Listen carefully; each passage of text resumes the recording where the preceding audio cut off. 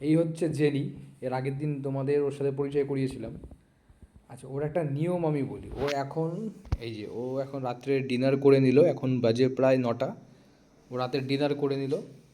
আচ্ছা, ডিনার করেও এখন এখানে বসেছে। ও ঘর থাকেও ঘরে, খাওয়ার সময়টা এই বাইরে আসে, বাইরে বলতে আমাদের এই রান্নাঘরের এই ঘরে আসে। আচ্ছা, ওর খাওয়ার পরে একটা রুটিন আছে। এই যে এটা হচ্ছে ওর খাওয়ার পরে ও এখানে এদিকে বেরিয়ে যায়।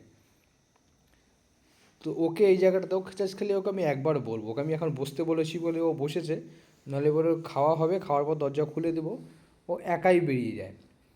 এই যে দেখুন, ওকে একটা কমেন্ট করবো আমি এখন, কীভাবে। জেনি, জেনি, গো, যাও বাইরে যাও, যাও বাইরে চলে যাও, যাও বাইরে চলে যাও। দেখলেন তো?